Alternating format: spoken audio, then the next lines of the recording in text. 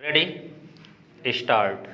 आज देश की वर्तमान दशा पर यदि हम ध्यान दें तो युवा वर्ग के लिए आदर्श स्थिति का सर्वथा अभाव है।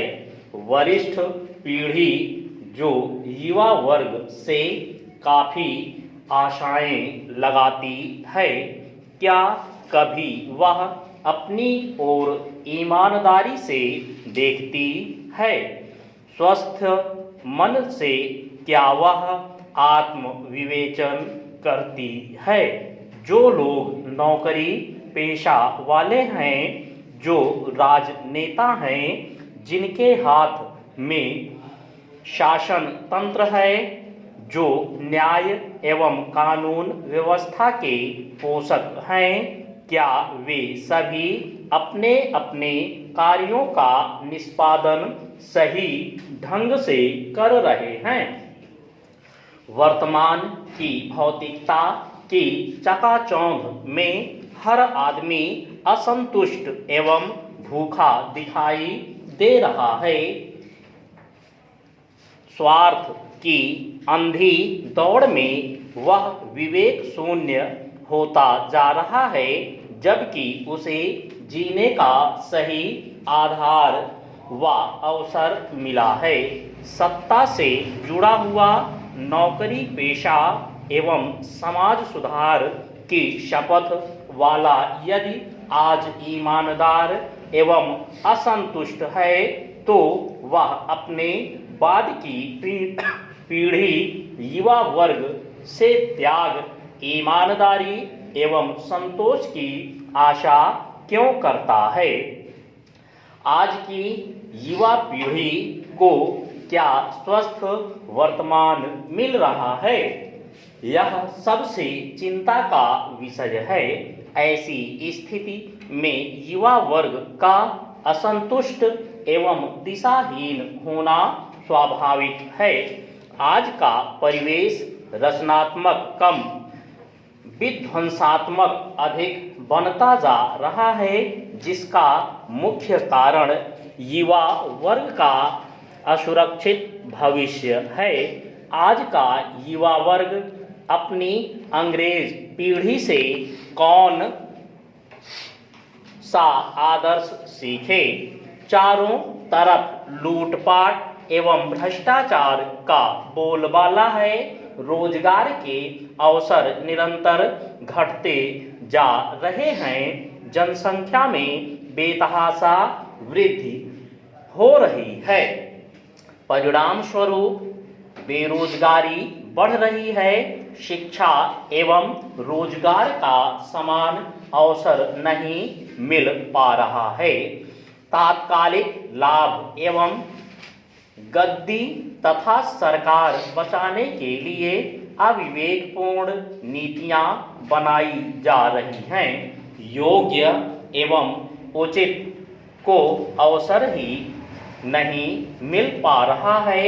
यह सब युवा वर्ग के लिए हताशा का ही कारण है।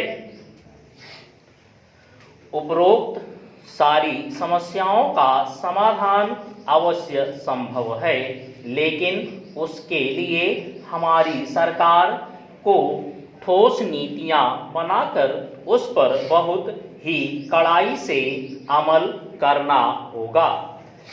जनसंख्या वृद्धि को तत्काल रोकने के लिए सरकार को कड़े नियम बनाने होंगे। साक्षरता का प्रतिशत बढ़ाना होगा।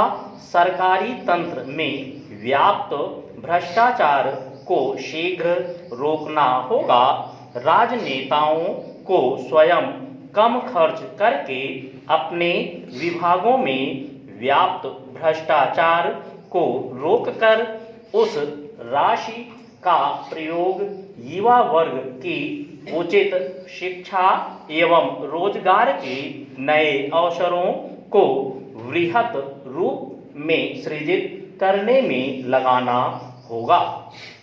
ऐसी सरकारी नीति बनाई जाए जिसके द्वारा योग्य एवं कुशल युवाओं की प्रतिभाओं का सही उपयोग हो सके।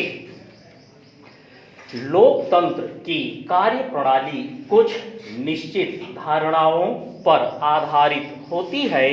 लोकतंत्र की सफलता के लिए यह आवश्यक है कि जनता राजनीतिक रूप से पर्याप्त जागरूक हो। लोकतंत्र में नेताओं का ईमानदार होना एवं उनका जनहित में कार्य करना भी आवश्यक है। लोकतंत्र में जनता ही सत्तारूढ़ दल पर अपनी निगरानी रखती है। लोकतंत्र के लिए सशक्त विपक्ष का होना अत्यंत आवश्यक है। लोकतंत्र में न्यायपालिका को पूर्णतः स्वतंत्र होना चाहिए, तभी वह लोगों के अधिकारों की रक्षा करने में समर्थ हो सकेगी। लोकतंत्र की सफलता का एक अन्य अंग है समाचार पत्रों की स्वतंत्रता एवं निष्पक्षता। भारत के संविधान में लोकतांत्रिक शासन व्यवस्था को स्वीकृति प्रदान की गई है। भारत का लोकतंत्र विश्व में सबसे बड़ा लोकतंत्र है। यद्यपि यह लोकतंत्र अमेरिका जितना पुराना नहीं है, पर उससे कम मजबूत कतई नहीं है। यह आश्चर्य का विषय ही कहा जाएगा कि भारत में अशिक्षा के होते हुए भी लोकतंत्र की जड़ें मजबूत हैं। लोग अपने अधिकारों को भली प्रकार जानते एवं पहचानते हैं। उनमें राजनैतिक चेतना का अभाव नहीं है। भारत में अनेक विपक्षी दलों का अस्तित्व है, जो अपने अपने ढंग से मतदाताओं को प्रशिक्षित करते रहते हैं। यदि हम भारत के आम चुनावों पर दृष्टिपात करें तो हमें भारत में लोकतंत्र की स्थिति का सही ज्ञान हो जाता है। सन 1947 से लेकर सन 1967 तक 20 वर्ष का समय भारत की लोकतांत्रिक जड़ों को जमाने वाला था। उस समय तक हमारा लोकतंत्र शैशव काल में था। इन 20 वर्षों में कांग्रेस पार्टी का एक छत्र शासन बना रहा। सन 1967 में पहली बार भारत के मतदाताओं ने कांग्रेस को कई राज्यों में पराजित कराया। उत्तर प्रदेश, मध्य प्रदेश, केरल प्रांतों में लोगों की जागरूकता का एहसास अवश्य हो गया। सन 1975 में आपातकाल की घोषणा हुई। कांग्रेस सरकार का यह कदम लोकतंत्र विरोधी था, अतः यह कदम उसके लिए आत्मघाती सिद्ध हुआ।